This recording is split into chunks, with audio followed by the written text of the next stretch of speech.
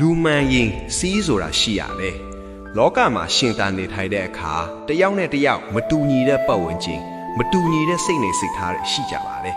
ဒါပေမဲ့လူပြီးထားသူတိုင်းမှာရှိတဲ့အရာတစ်ခုကတော့စီးပဲဖြစ်ပါတယ်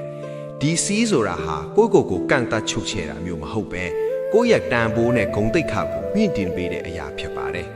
ကိုယ့်ကိုယ်တတ်မှတ်ထားတဲ့စီး inner boundary တခြားသူတွေမမြင်နိုင်ပေမဲ့ကိုယ့်ရဲ့စိတ်ဓာတ်နဲ့ကျင့်ဝတ်အတွက်ကိုယ်တိုင်ဆွဲထားတဲ့စီးပါဒါမျိုးတော့ငါမလုပ်ဘူးဆိုတဲ့ကိုကျင့်တရားစီးဒါမျိုးတော့ငါမပြောဘူးဆိုတဲ့နှုတ်ဆောင်စီးဘလောက်ပဲအခွင့်အရေးရ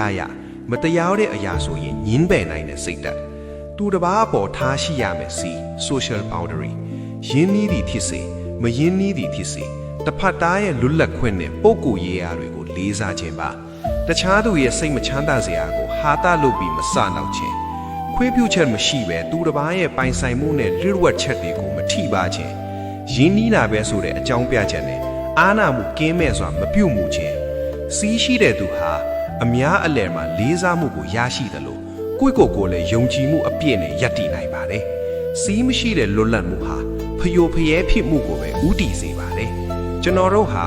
နီးပညာတွေဘလောက်ပဲတိုးကက်လာပါစေစိတ်သက်ပိုင်းဆိုင်ရာစီးတွေမရှိတော့ဘူးဆိုရင်လူပြီးထားတဲ့အရေးအချင်းတွေညှော်နှဲလာပါလိမ့်မယ်ဒီနေ့ကိုပြန်မေးကြည့်ရအောင်ငါမှလူပြီးထားဖို့အတွက်ခိုင်မာတဲ့စီးတစ်ခုရှိရဲ့လား